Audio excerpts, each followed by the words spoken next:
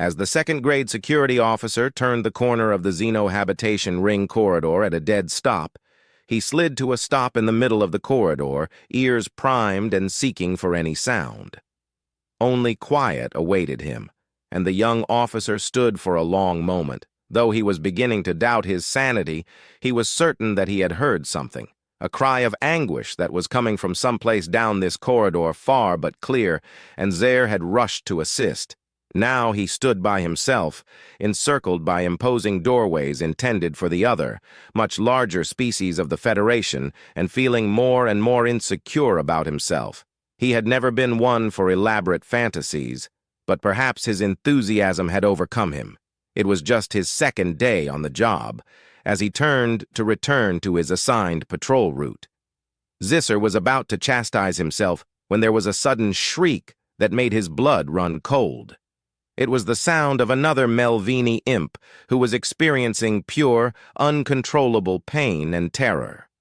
Zer had never heard something so primal and gut-wrenching that there was no way to discern the words in his life. Yet none was required. Someone was rapidly dying between them, even with their voices muffled. Zer had dashed along the hallway, nearly slamming into the doorway at the end while frantically pawing at the lower of the door's two access pads. Additional frightened wails greeted. As the young Melvini struggled with his override codes and prepared to force the locks to be opened and charge into the room, he paused, recalling his training, and first examined the suite's life support settings. Zer could only flinch in horror at the new barrier stopping him from helping his afflicted brethren, as the artificial gravity and air pressure beyond the doorway were both turned up to overdrive. The sound of unceasing shrill cries from beyond the door kept tearing into him, urging him to act. If Zer had charged in as he had meant, he would have been pushed to the ground helplessly and left to suffer whatever terrible fate awaited him. 5 times what his tiny species deemed normal. Zer cursed and turned on his comms right away, setting off his emergency. Beacon's request was immediately routed through the emergency network to central life support, and he started screaming commands to reduce the gravity and atmospheric settings in the terrifying suite. Zer roared and cried for urgency as he paced the hallway, pleading with the life support crew to act more quickly. But the agony's screams continued on the other side of the door. The little security guard retrieved information about the suite's occupants from station logs and deposited a notification about emergency arrests. The room was currently occupied by one of the recently contacted dead Death Worlders, a human. The average Melvini was just half a meter tall, and they were sometimes ignored by the other members. What he read in the logs shocked him to his core. The human had arrived on the station earlier in the day and had created quite the ruckus, gushing about the cute little space hamsters and trying to pet as many of them as possible. But this new big Xeno had looked utterly enamored with them. Even if the species had only recently been deemed scientifically impossible, the Melini had been just as excited to experience the adoration and attention of a much larger species.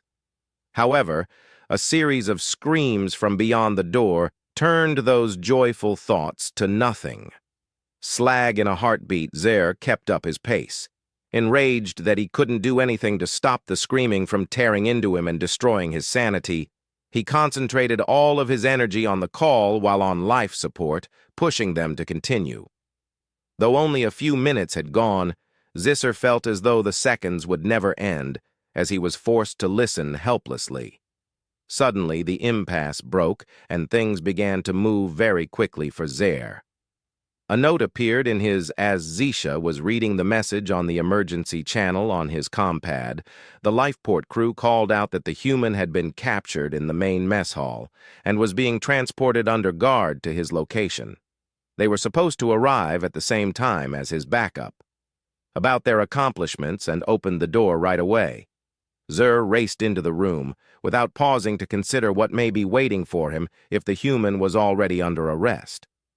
What he discovered was a sight of complete carnage fur, and there was more fur than the young Melvini believed a member of his species could possibly grow, and it was strewn all over the suite.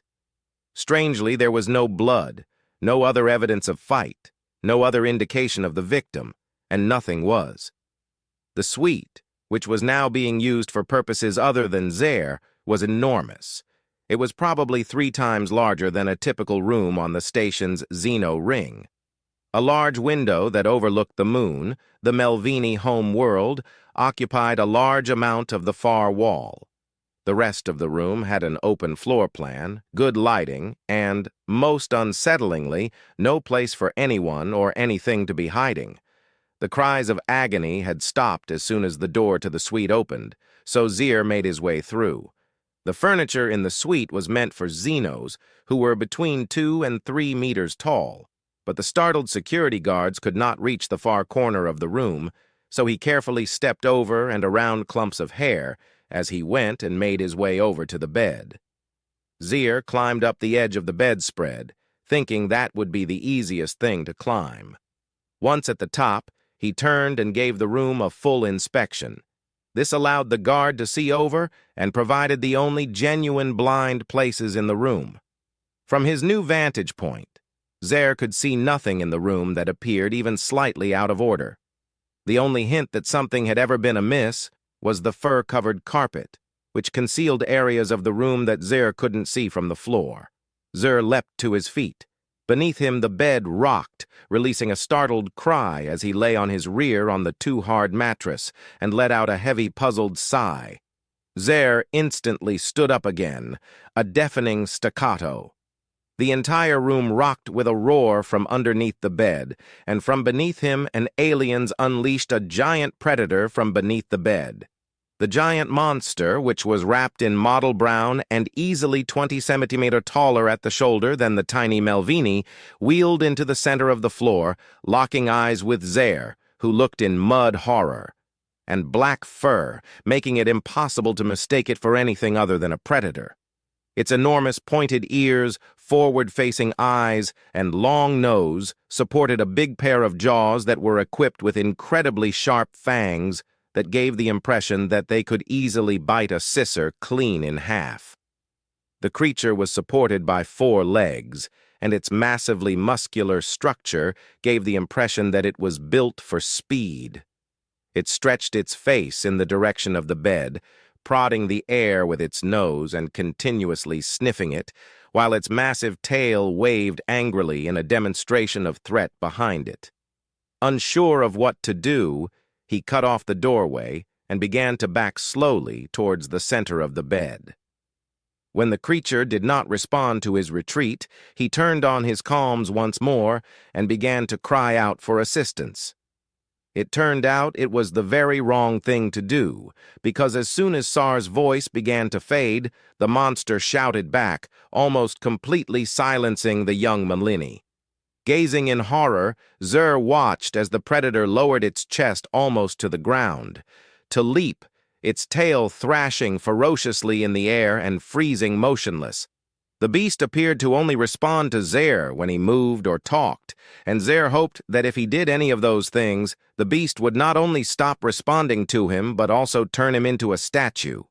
He managed to hold out until his backup showed up. But regrettably, when he heard the disturbance over Z's open serenity, his backup betrayed him. As they emerged from the speakers on Zisser's laptop, someone called out, clearly questioning what was going on. It was the super predator finally had enough and let out a string of short, piercing roars while bouncing around on the floor. Then, in a single fluid action, it ran and leaped up onto the bed, causing Zer to fall backward and scream. Zer, the ranger healer, was unaware of how long he had lain. It took him several long moments to realize that he wasn't dead before he opened his eyes and tried to figure out what had occurred. He discovered that his backup had finally arrived while he was curled up into a ball on the bed, or where the weird voice had come from. When they got there, they had brought the human.